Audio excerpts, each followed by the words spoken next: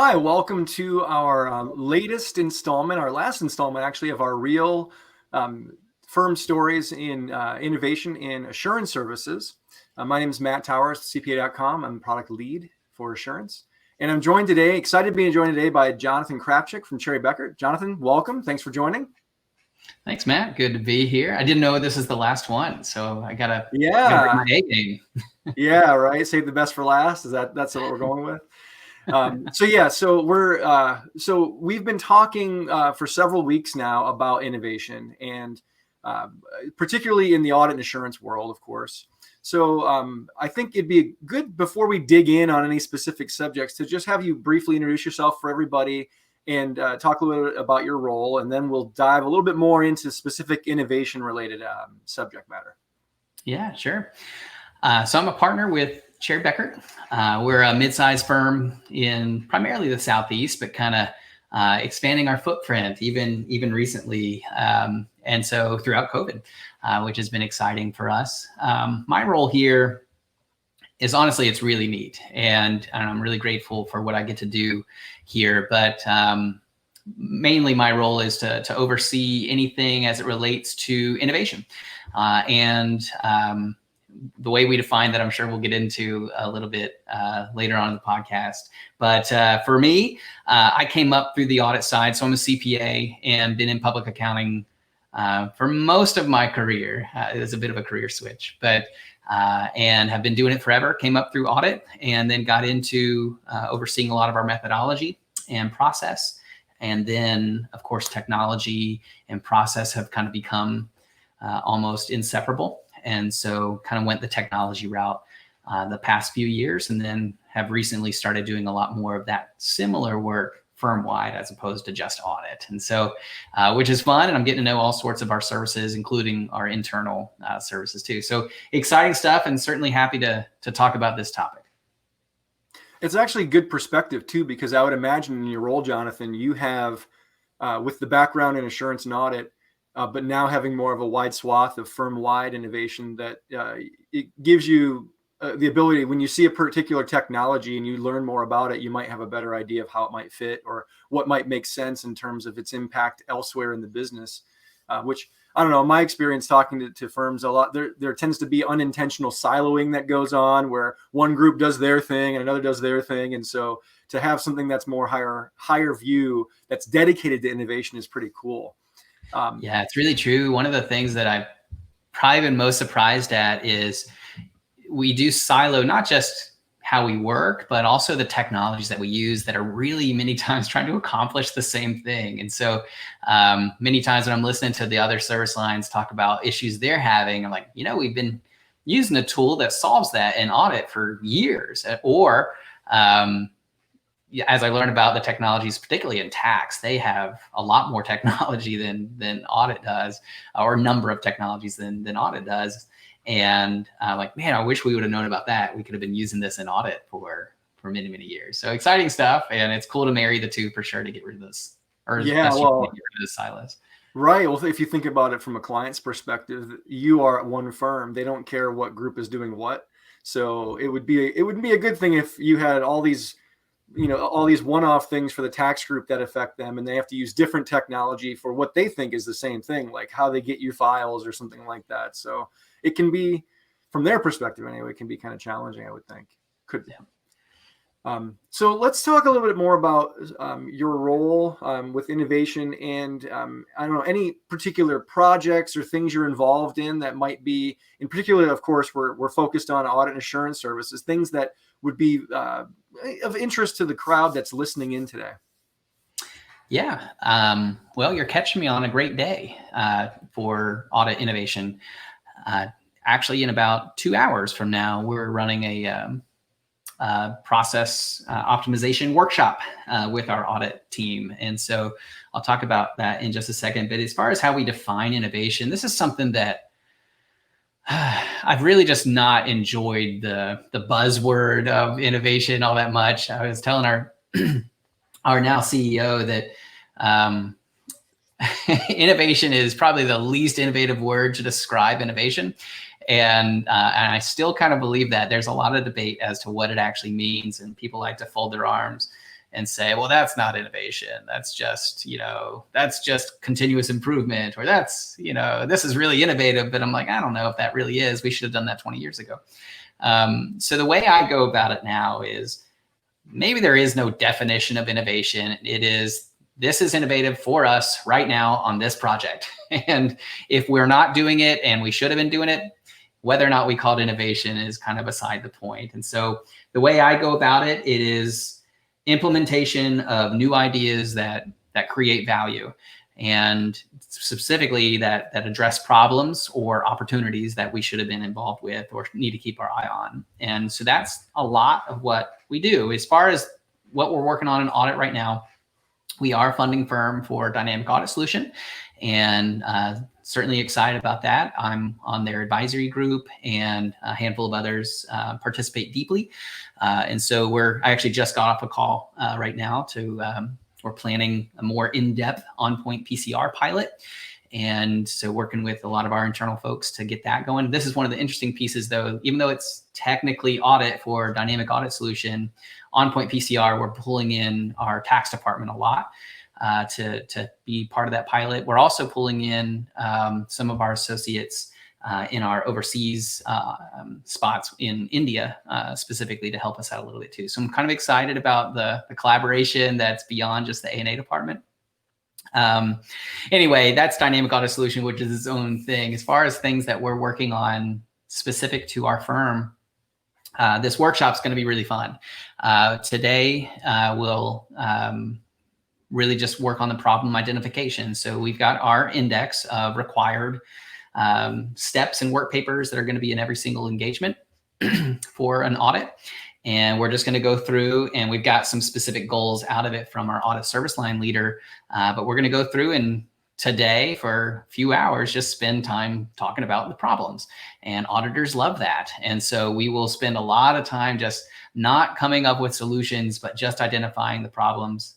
Our next workshop, or our next session in that workshop, will then be identifying the ones that we're actually going to try and tackle. And then we'll go to the solution side and then flush them out for this busy season. So this is going to be a routine that we get in for all of our service lines and our internal processes for shared services. But for audit, this is, we've done things like this before, but we finally kind of have a framework to do this routinely, and working really hand in hand with our service line leaders to identify high level goals, and then get really specific with solutions toward the end, but only after we have a really good problem worth solving. So today, I don't know what's going to happen. I just know it's going to be good, and it's going to be fun, and we're going to get accountants to be creative. Yeah, and you're going to get them in the room together talking about all their problems. So have fun with that, Jonathan.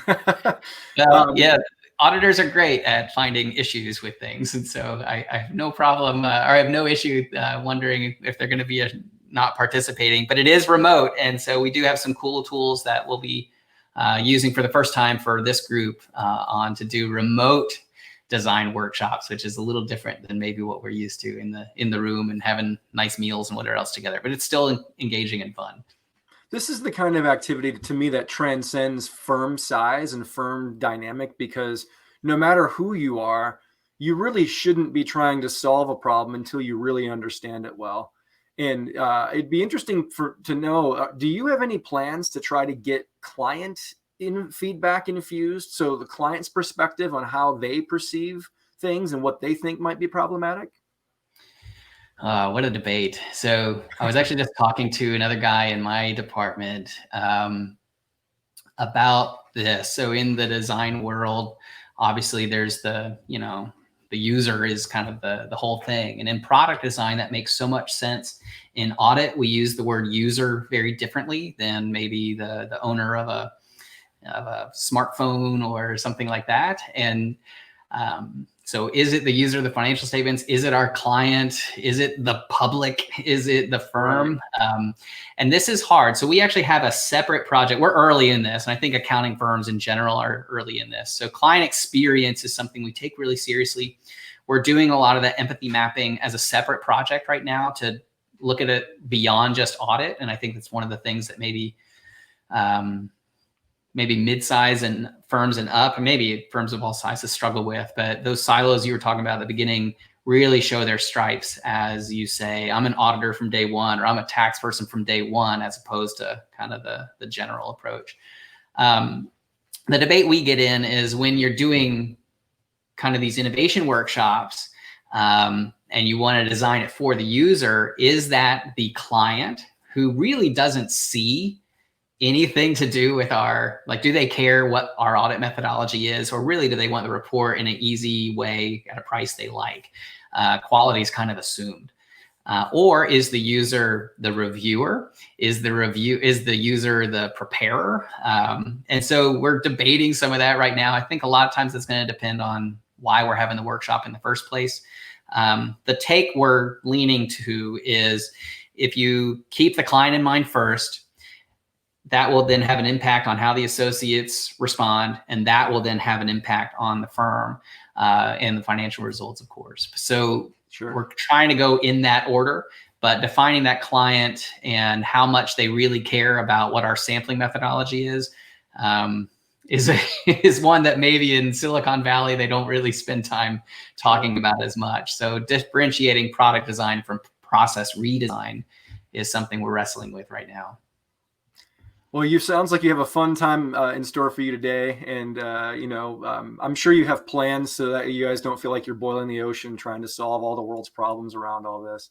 I want to circle back for a second, though, to something that struck a chord with me is when you said innovation is a buzzword, and I agree. Kind of like these things lose their meaning. And when you made reference to your involvement with the dynamic audit solution too, one of the things that I'm trying to help people understand is we've been talking for a while about this idea of transforming the audit, right? And so I kind of think along the lines of, with innovation, for instance, the idea is it's different, a little bit different from the standpoint of, instead of trying to find a way to do the things you're doing differently, better, optimizing, whatever, it's more like, let's just look at what we're doing, and should we be doing different things to arrive at a better result, or at a better result in a better way, possibly. And so the word transform to me is another one that's kind of like, I mean, what am I, a chameleon? I don't know what this means, right? So I've been kind of thinking of it from a standpoint of how a firm goes from what they're used to, right? You know, the way audit methodology has been, it hasn't really changed tremendously in a long time. It's kind of been what it's been for a while. So I guess I'm wondering what your take is on the idea of transformation, and if you have any insights or thoughts just from your experience working in dynamic audit solution around what does it really mean? Oh man, we do talk about that at the dynamic audit solution meetings that I attend pretty much the whole time. I think when the idea was initially launched, there was a white paper that really hit people well, and it was, we've got to do something. And we hear a lot, the audit hasn't changed since it was first, put into place in the 19, whatever it was. And there's a lot of truth to that. I personally think it has changed a good deal. I think, at its core, we're still trying to do similar things, but the way we're going about it from when I started my career versus now is very different. I do think we maybe don't take credit for the changes that take place. I'm not saying we need to go slower or just be comfortable where we are, but as far as transforming the audit, I'm a huge fan of that as a goal. But before you can really do that, I think you have to know why you want to transform. And I think the dynamic audit solution's done a good job articulating the need for that. In my opinion, and this is a little outside of the scope of DAS, if we're not getting closer to the continuous audit, if we're not getting closer to the real-time data ingestion and analysis, then you have to have a really compelling argument as to why that's a project worth focusing on. And that ROI just has to be there almost immediately. I think what DAS is trying to do, even though it may not be the stated implication, is that is what they're trying to do. They're trying to marry up systems. They're trying to get a methodology that makes sense to be able to do things in a more real-time, accessible, and collaborative world, as opposed to where we are right now, which is, kind of mashing together different tools and taken the best of breed approach, or taken the ecosystem approach of tools that are just really hard to switch from. And I'm very honest when I say I really have just such deep respect for all of our big vendors. And I feel good relationships with them and love where they're headed. Whether or not I define it as transformative, I don't know. We hear in 5 years, you won't recognize, the profession. And maybe that's true. I think 5 is a number that gets thrown out there a lot because I don't know why. We have 5 fingers. It's long enough away to know we don't have to be really accountable for what happened 5 years ago when I said that thing. What I try to say is more like, in 2 years, where do we want to be? And I think that's where DAS has done a good job, as have our other vendors. But DAS has really done a good job saying, in 2 years or in 3 years, we're going to be exactly here. And everything we're doing is very specific to get to those goals. And so I guess I'm rambling a little bit, but to me, when we look back on when DAS is out there in the marketplace, and probably the other vendors too, and say, all right, where were we however many years ago? Have we transformed? It's going to be hard to actually say yes to that because we just don't like saying yes to that. But if I'm honest, I think that we've been transforming the whole time. We're just now at a really neat point where data analysis is getting to be very important, where clients are asking for a lot more from the audit, where, the tools honestly are getting good, where firms are figuring out how to take credit for using AI inside the audit without fear of regulator pushback. And so I think it's a perfect storm that's ready to truly even maybe be called transformative, whether or not we even know what that looks like. So the goal is really more important than the actual definition, in my opinion. Yeah, it's well, I think the recent updates with SAS 142 helps tremendously as it relates to, the standards are essentially acknowledging, the technology has evolved and such. So, and I know I did put you on the spot with the question a bit. The point of talking, I think, about transforming the audit and audit of the future and these kinds of things is that I think there are kind of these 2 paths that come into mind. There's a path that says, hey, look, we have a way we do things. Let's look at all the technology that's out there that can make that way better. And then the DAS approach is a little bit different because it says, you know what, let's look at what can technology do to change the foundation of how we do things. And so it's more like, let's to some extent, let's blow it up and let's build it again with technology sort of ingrained into it in a way that can help guide the auditor in a logical and smart way, and using, again, AI and machine learning as part of that process. So the thought that it could actually have implications on things like the timing of when certain parts of the engagement happen, or other data points that maybe weren't considered. I don't know. It's just very interesting and very cool to be involved in those things. It is. And for me, I think what this project's done, at least for our firm and the other firms I talk to that are participating, is we kind of realized if we want to move forward beyond just, hey, I found this new tool, we should use this new tool, or beyond, hey, I think instead of sampling this many, we should be able to only sample this many. Those are really important, and those have year 1 benefits. Yep. But in talking through what it's going to take to implement something like DAS, it's been really interesting to see, wow, we've got a lot of work to do before we can even consider adoption. And so whether that means we've got to centralize more of the work, we've got to figure out our trial balance, for example, to say, could we even become so standardized with the way we group our trial balance to be able to fully utilize DAS? Can we, if we're auditing in the cloud, what's that mean for where our people are auditing from? Can we use India just as easily as we could? And I think grappling with 142, like you're saying, there's a lot of work that the firms have to do to be able to even get on the transformation train. And that's what I think has been really beneficial, is it's fast forward a lot of conversations that realistically we should have been having all along. And I think the other vendors are and have been doing a lot of that as well. It's just the voice has become certainly amplified the past couple of years. Yeah, absolutely. We certainly see change management as being an important part of our role. CPA.com, like helping organize and make sure firms are aware of what it takes to really make a pretty significant change, like it would be implementing DAS and so forth. So, I guess I'll steer away and kind of ask one final question, Jonathan. You've been great in the hot seat today, by the way. Thank you. It's mainly just I'd like to know if you have any sort of final thoughts around how firms can infuse innovation into their audit or assurance services, even if it's just one small idea. I think a lot of times the smaller the idea, the better, because it's something that if a firm just makes a small change, it could actually have a nice ripple effect. And I'm wondering in particular if there's anything that comes to mind that maybe transcends, again, firm size. Could be something that most firms would probably find it valuable. So it's a tall order I'm asking from you, but I'm wondering what your thoughts are.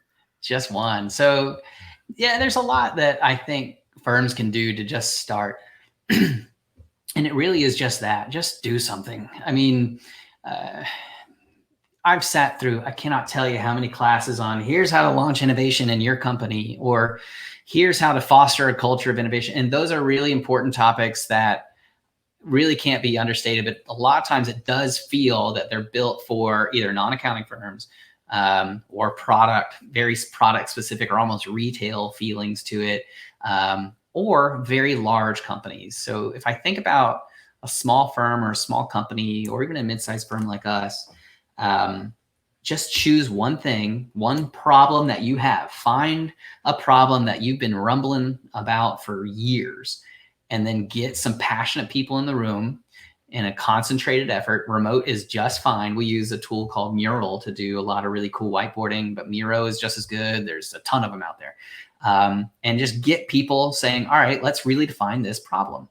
Why is this a problem? Why hasn't it been fixed? And go down and root cause, and then just brainstorm solutions for that one problem. And I think once you do that, it's really contagious, and people see it done once and they want to do it again. And then that just kind of builds on itself. So all in all, I would say if you're a team of 5, if you're a team of 5,000, find a huge problem, commit, 10 or so people to solving it, and just do it. And even if it flops, the process itself will prove itself. And so to me, that's how we've been doing it for the past couple of years, is we're addressing specific problems. The other side of this, at least for us, is you always got to have your radar out there to see what tech is coming down the pipeline, and always be piloting.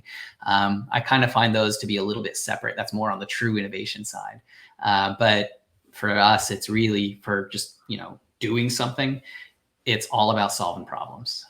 And so That makes sense. Find a problem and then go nuts on it. Find a great solution and go to the next and go to the next. It makes sense. And people like to feel like they're being involved in something that matters. And I think you're right about the balance, because sometimes you have to better understand the technology that's out there to even better understand what's possible, because it kind of gets you to maybe expand your thinking around it. And yeah, you're right.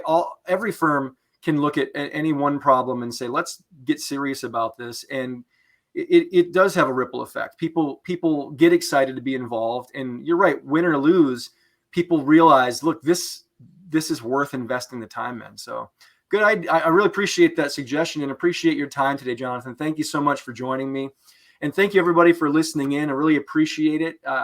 And if you have missed any of our previous interviews, you're welcome to go out to our YouTube channel, CPA.com's YouTube channel. I also encourage everybody to subscribe to our LinkedIn, so that way you're notified for future interviews like this one. And again, thanks so much. Thanks, Jonathan. Have a good day. Thanks, Matt.